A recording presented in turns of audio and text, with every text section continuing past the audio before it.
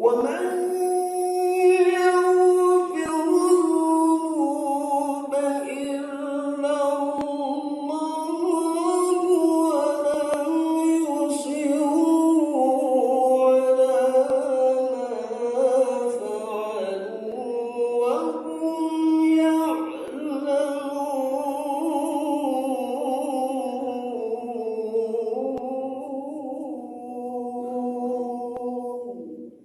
Sadaqallahul Azim.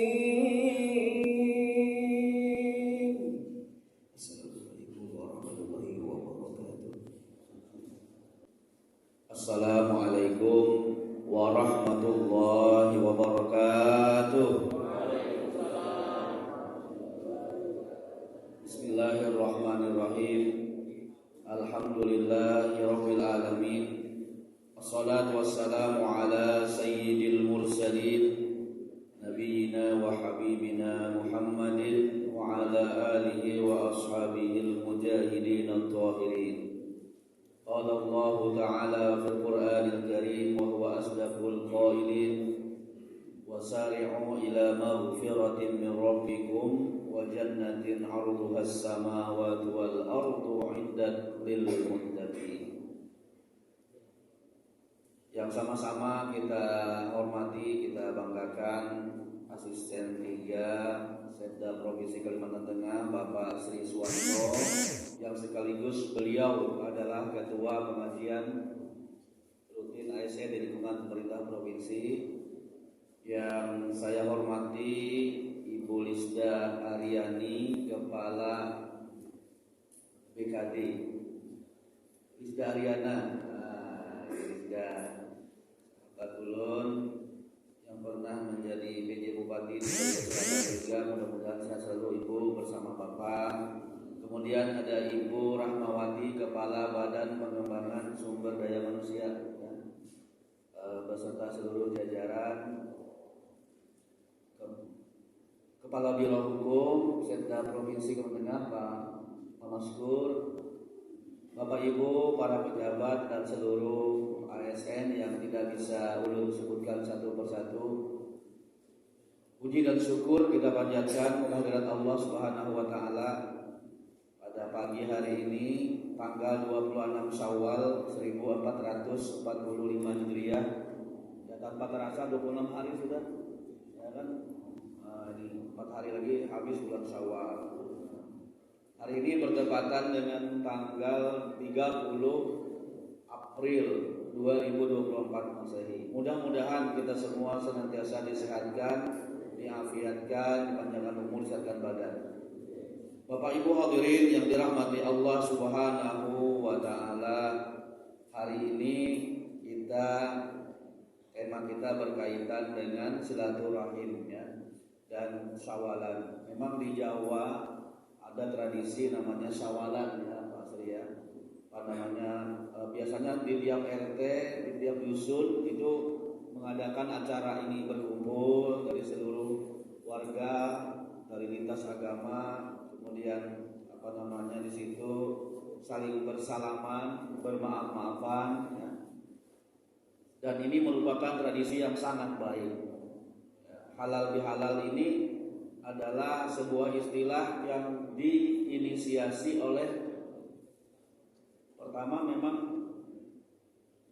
asal muasalnya itu dari seorang Kiai NU, lalu kemudian dipopulerkan oleh Presiden Bung Karno sekitar tahun 50-an. Halal bihalal, halal dan halal, gitu kan. Jadi saling menghalalkan. Halal itu dalam bahasa Arab halal yahillu, artinya melepaskan ikatan. Jadi kalau orang saling menghalalkan, itu melepaskan ikatan yang artinya tidak ada lagi saling rasa dongkol dalam hati ini masing-masing. Jadi halal satu sama lainnya. Nah, inilah asal muasal daripada kata halal bihalal. Yang tentu kalau kita ke Makkah Madinah kan ada acaranya di sana, bingung orang. Tapi sekali lagi inilah implementasi dari hadis Rasulullah SAW kita sebenarnya. Karena kata Nabi dalam sebuah hadis itu, tiga sifat yang kalau ada pada diri seseorang, maka insya Allah nanti dia akan mendapatkan di akhirat, akan dihisab dengan hisab yang seringan-ringannya, dan akan dimasukkan Allah ke dalam surga dengan rahmatnya. Apa tiga sifat ini? Yang pertama kata Nabi adalah yang pertama kita memberi, kita bersedekah, kita dermawan kepada orang yang pelit kepada kita. Ini kan sifat yang sangat susah sebenarnya. Sebab rumus kita itu kalau orang pengisit, kita pengisit juga. Ya kira-kira Bapak pembalinya gitu juga gitu kan.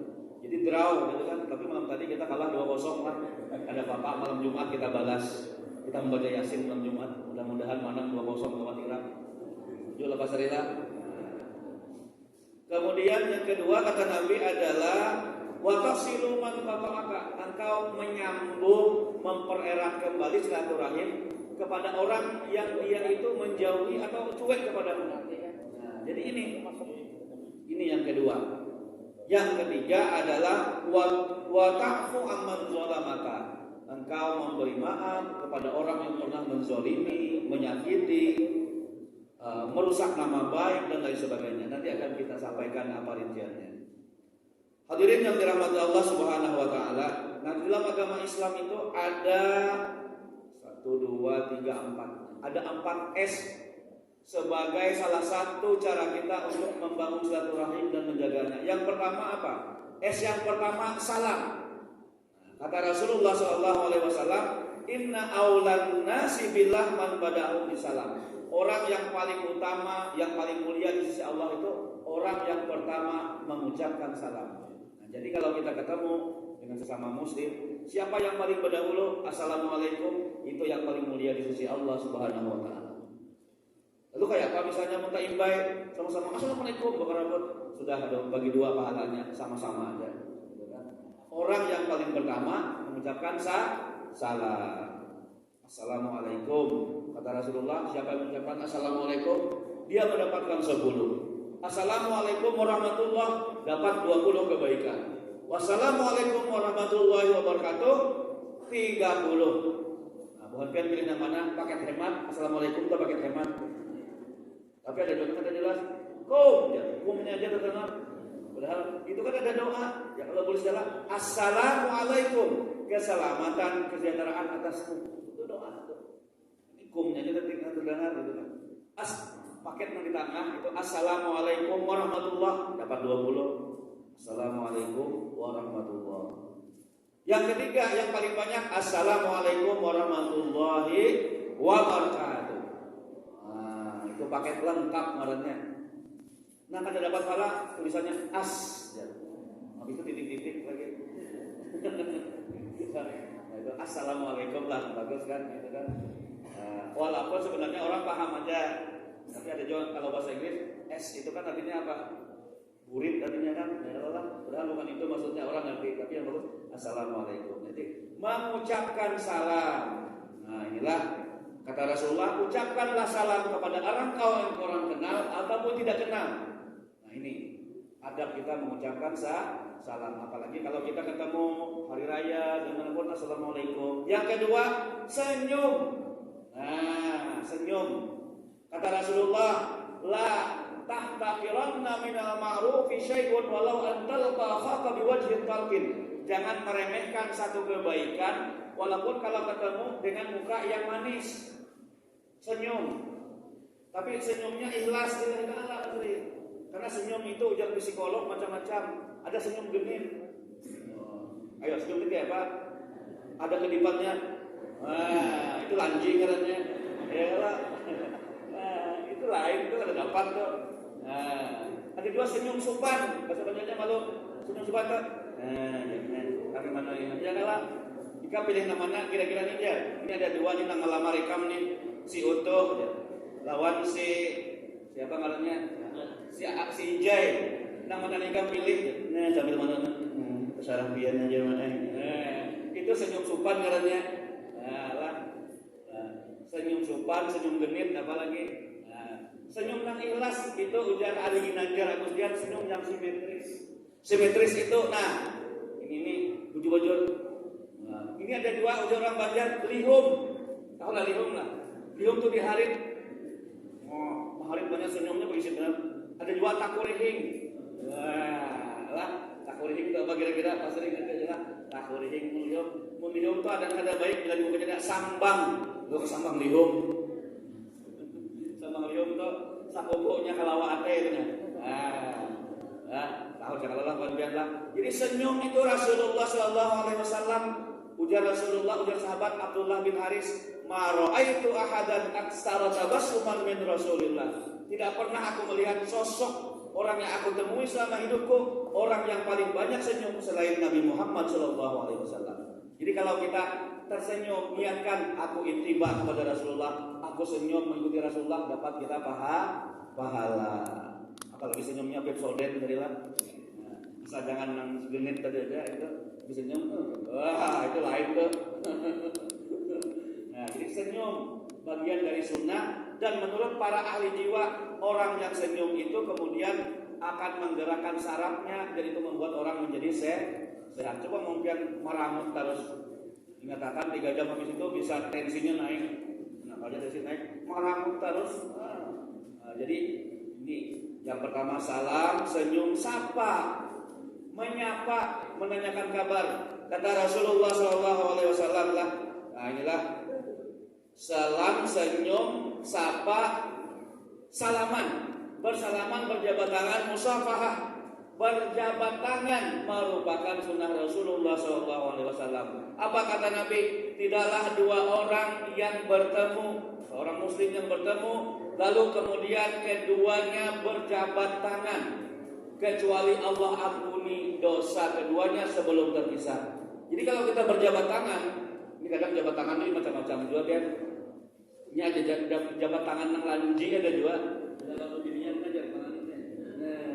Ya kalau itu. Jadi jabat tangan ada yang dengan 1 tangan, ada yang 2. Nah, sebelum kita terpisah, maka Allah sudah akan mengampuni dosa keduanya, ujar Nabi. Cuma ada 2 orang, 2 salaman kan lawan tuan guru. Kadang-kadang malapas sudah tuan guru, mampir sudah aja. Ada lagi Nabi salaman. Sekalinya sasimutnya itu termasuk ke dalam kecubung cincin ini. Ada simut kepanjangan. Mohon maaf nama simut lah, kisah aja. Nah ini jadi senyum dapat pahala sunnah Rasulullah, mengucapkan salam dapat pahala, bersalaman dapat pahala, lalu menyapa. Lalu kata Rasulullah apa? Yang paling Allah suka di antara kedua orang ini siapa? Orang yang mukanya paling baik, yang senyumnya kepada sahabatnya. Lalu kemudian apa? Dia akan menanyakan kabar. Itu juga bagian dari sunnah Nabi. Karena kata Rasulullah, apabila ada orang bertemu, lalu kemudian dia bertanya kepada ini, kayak apa kabar? Nah, itu kan bagian dari, walaupun itu basa-basi kan bagus itu kan, menanyakan kabar. Ini assalamualaikum, kawakah pinjam duit? Rumah langsung duit mana? Duit lah. Buat biasa, buat biasa dapat biaya itu lah. Kada biasa, kira-kira lah. Kan assalamualaikum, apa kabar pian? Wah ini pian lah, kamar ganteng. Ya kalau lah, nah basa-basinya itu nah. Benar, oh jadi kira-kira kemana nih? Ini sini banderan sini nih kan. Nah, tapi itulah kita menanyakan kabar itu. Cuma kalau menanyakan kabar itu ada adabnya. Ini 5 tahun kada bertemu kawan. Pertama, berapa sudah anak jam? Kurang kawin itu belum lagi. Nah, ya kalau makanya kalau orang barat itu kan ada beberapa yang misalnya itu anti apa namanya, tidak boleh ditanyakan apa. Kalau belum akrab benar nggak boleh ditanyakan. 1, berapa umur? 2, sudah kawin atau belum? Tidak boleh. Begawi di mana? Itu di orang barat itu tidak boleh ditanyakan karena itu sensitif. Kan tidak semua orang sudah menikah ini. Sudah berapa sudah cucu? Kada tahu juga belum kawin lagi. Nah itu tidak boleh kita lah. Nah makanya kita belum. Nah, itu kan jangan bertanya tentang sesuatu yang sifatnya sensitif. Yang umum saja. Nah, di mana tinggal? Nah itu kan menanyakan kabar. Lalu kata Rasulullah apa? Lil badi min umatisun. Orang yang pertama menyorongkan tangan ketika bersalaman, dia mendapatkan 90 pahalanya. Walil musafihi asyarah, yang membalas mendapatkan 10. Coba biar bayangkan. Itu luar biasa. Orang bersalaman, berjabat tangan, musafahah. Nah, jadi tadi mengucapkan salam, kemudian tabassam, bersenyum, mukanya senyum, kemudian menyapa, berjabat tangan. 4 hal ini yang selalu kita setiap hari, walaupun tidak di dunia nyata, di dunia maya, bisa kan kita kadang-kadang pakai emoticon. Wah, itu kan gambar takuri. Wah, bagaimana ini macam-macam gambar itu. Ada gambar kekanakan tertawa, ada gambar maling di situ, gambar bolot, macam-macam tuh. Nah, ini di antara bagaimana supaya kita selalu terhubung. Bapak Ibu yang dirahmati Allah Subhanahu wa taala, ada sebuah buku yang menulis ya. Penulisnya memang orang barat, tapi bagus bukunya. Judul bahasa Inggrisnya itu Alone Together. Sendiri bersama-sama. Apa maksudnya? Jadi menurut penelitian yang bernama Sheryl Turkle ini, akibat dari pengaruh digital, HP, laptop, orang di zaman modern ini kadang lebih mementingkan HP-nya daripada orang higa. Jujur kada kira-kira Bu? Coba lihat di bandara. Di bandara itu orang duduk berjejer, bahigaan, tapi masing-masing. Oh, Ustaz baca Yasin, mungkinlah ini ya Allah, mungkin baca surah Waqiah. Padahal enggak tanya tuh, di samping ini siapa gitu kan. Itu ironi, alone together tadi sendiri tapi bersama-sama tapi sendiri masing-masing. Kadang-kadang hari Jumat itu pasti harusnya kan kalau kita masuk masjid itu udah HP-nya dinonaktifkan, sholat sunat, kemudian kita salaman, tadi kan kita salaman aja, tangan aja.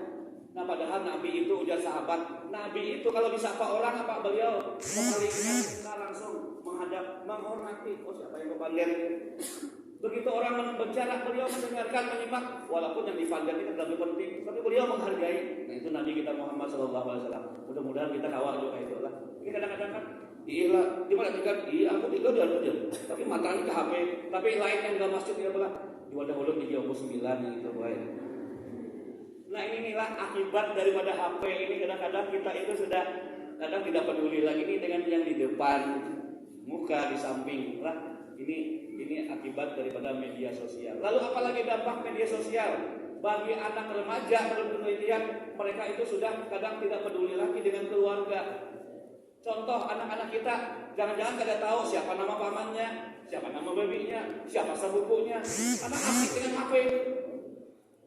Jujur aja di rumah kada pernah keluar kan? Anak bertujuan alim benar luar ini di rumah aja. Ada juga Pak sering kata suami, aku senang sekarang istriku itu gak pernah berjalan kemana-mana, walaupun banyak mall aja. Tapi setiap hari Shopee datang. Tapi lain bagian membuat lain juga. Nah inilah ironi daripada memang media sosial ini bagus gitu kan, menyambungkan yang jauh, kan, mendekatkan yang jauh, tapi juga bisa menjauhkan hubungan yang dekat. Mohon maaf, kadang-kadang kita hari raya itu malah tetangga di belakang rumah nggak pernah kita sholat di situ. Yang di samping kita lupa. Kadang yang jauh-jauh dulu. Padahal dalam Al-Quran surah An-Nisa, wa'budullaha wa la tusyriku bisyai'in wa bil walidaini ihsana. Siapa orang yang harus pertama kita berbakti, yang berbuat baik? Orang tua.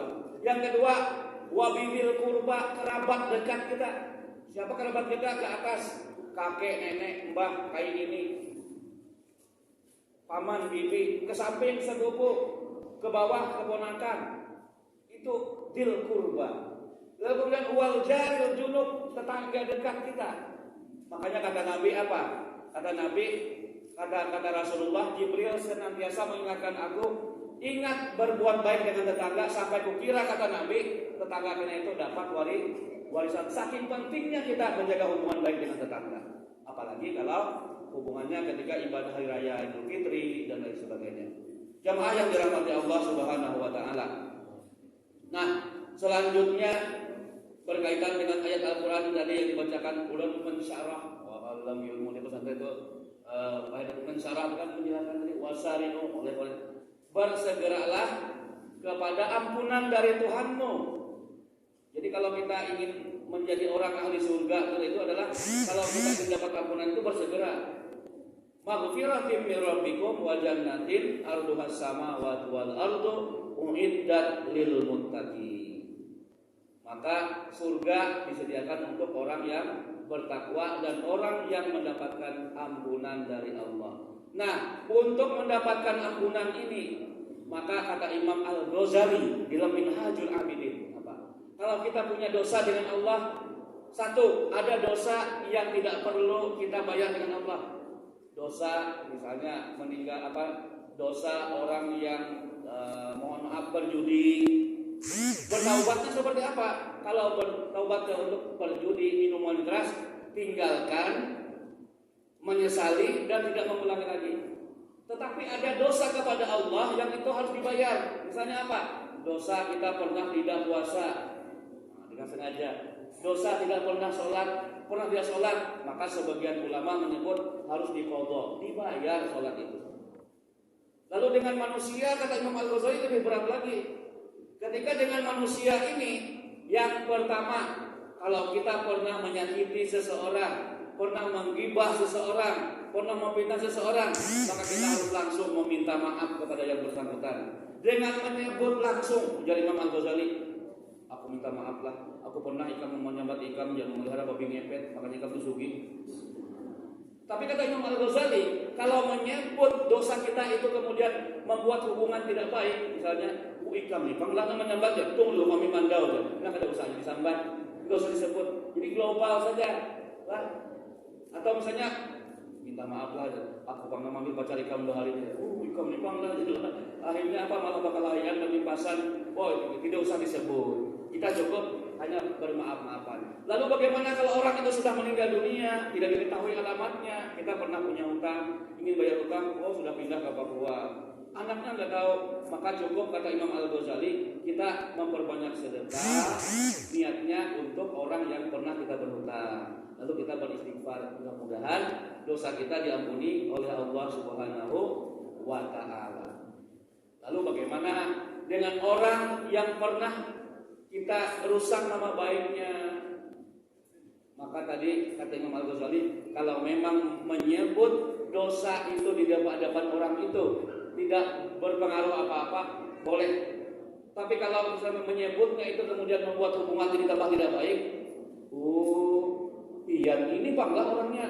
Nah, misalnya kita marah, tidak usah disebut. Kita cukup global meminta maaf dengan niat semoga Allah Subhanahu wa Ta'ala mengampuni, karena dosa dengan sesama manusia tidak akan diampuni oleh Allah sebelum kita meminta halal tadi. Makanya ada istilah halal bihalal. Jamaah yang dirahmati Allah Subhanahu wa Ta'ala, maka di dalam Al-Qur'an yang disebutkan tadi, orang yang bertakwa itu cirinya apa? Yang pertama, orang yang murah hati.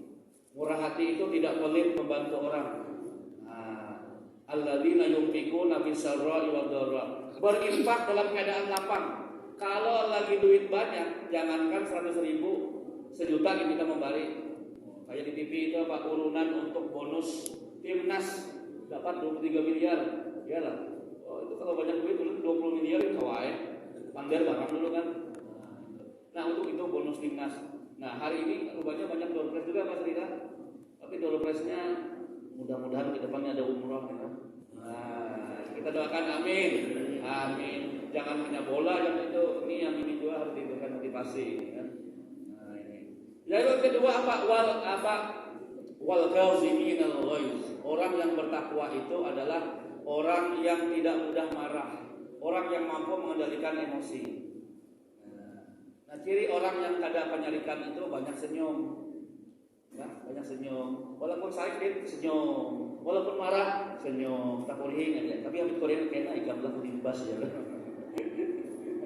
Tapi bukan seperti itu. Jadi orang yang mampu mengendalikan emosi. Nah, sekarang itu kan mohon maaf kalau kita membaca media sosial itu, ya Allah, kalau komentar-komentar itu kita kadang-kadang sakit hati melihat apa, kalau orang sudah pro kontra dunia politik, sepak bola dan lain sebagainya, kan?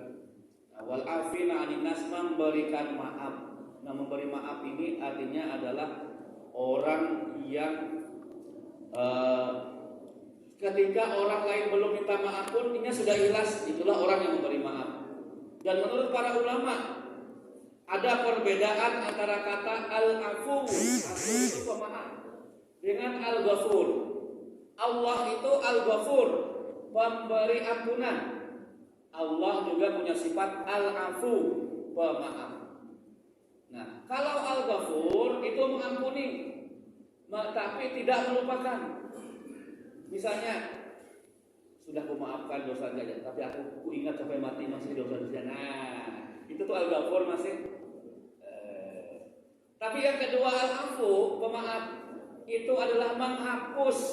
Tidak ada lagi diingatnya orang ini pernah apa, terhapus semua. Itu kata Al-Afu. Jadi kalau Al-Afu itu, ini ada buku Bapak Ibu, ulun sobek, dibuang, dibakar, tidak ada lagi catatan dosa. Tapi kalau Al-Ghafur tadi, ini tulisan tangan ulun tim X. Tapi kalau kita terawang, ini masih kelihatan tulisannya. Ada tulisan sadang sudah ada ceramahnya. Misalnya lah. Nah itu masih bisa kelihatan. Nah itu kata Al-Ghafur tadi. Ada orang yang mau memaafkan orang lain, tapi masih mengingat-ingat. Aku melihat Tuhannya itu jalan aku. Bilang, walaupun memaafkan, tapi aku saling mengenal Tuhannya. Tapi kalau orang sudah sampai Al-Afu, dia sudah sampai kepada tahap memaafkan dan melupakan kesalahan orang lain kepada dia. Nah itu yang paling berat. Apalagi kalau sudah urusannya lah nama baik pernah dicemari, ya kan? Itu luar biasa. Makanya kata Allah, wa anta'fu aqrabu littaqwa. Memberi maaf ciri orang yang paling dekat sekali kepada takwa. Nah, Bapak Ibu hadirin yang dirahmati Allah Subhanahu wa taala,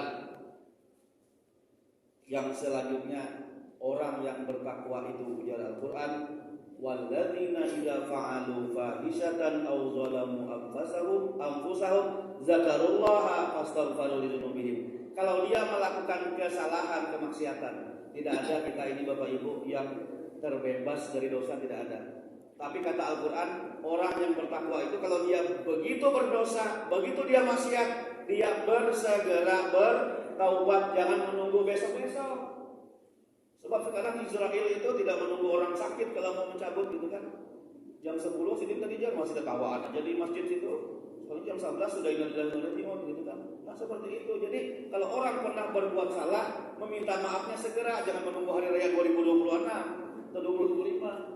Tidak ada jaminan kita sampai tahun depan. Maka ciri yang berikutnya orang bertakwa, kalau dia bersalah, berdosa, dia kata orang Jawa legowo, mau segera minta maaf, mengakui kesalahannya. Kalau dalam bahasa Jawa itu sportif, walaupun dia seorang pimpinan kepada bawahan, walaupun dia orang berpendidikan kepada orang yang awam, itu ciri orang yang mendapatkan surga tadi. Wasari'u ila magfiratin min rabbikum wa jannatin 'arduhas samawati wal ardu uiddat lil muttaqin. Nah, kira-kira itu saja yang bisa saya sampaikan dalam kesempatan yang sangat berharga ini. Mari kita amalkan 4S tadi. 1, salam. Nah, ini usahakan setiap bertemu itu salam dulu kita. Yang kedua, senyum. Nah, senyum itu kalau bahasa Jawanya apa ya, Pak? Sama-sama ya. Senyum. Guyu. Nah, kalau bahasa Banjarnya tadi takurihi, murah senyum gitu kan. Nah, itu senyum. Oh, kalau pedagang mungkin meramun, ada harapan tuh Bang tinggal di orang. Yang ketiga, sapa, bertanya. Walaupun kita tahu orang ini sehat, apa kabar, anak sehat, anak ini sehat. Orang itu kalau ditanya, itu dia merasa dihargai. Ya kan? Setiap manusia itu kata Abraham Maslow dalam teori psikologinya, ada namanya aktualisasi diri. Semua orang pengen dihargai. Maka ketika kita bertanya kepada kawan sejawat kita, kepada anak buah kita, kabarikan kayak apa, kemarin sakitnya sudah meninggal, dia seperti orang yang merasa diperhatikan dan dihargai. Yang keempat adalah salaman, berjabat tangan. Maka insya Allah akan meruntuhkan dosa dan kesalahan kita. Mudah-mudahan Allah memaafkan segala dosa kita, dosa orang tua kita, memanjangkan umur kita, menyehatkan badan kita, dan memberikan keberkahan untuk kita, berkah untuk harta, berkah untuk keluarga, berkah untuk pekerjaan kita dunia dan akhirat. Amin ya rabbal alamin. Wassalamualaikum warahmatullahi wabarakatuh.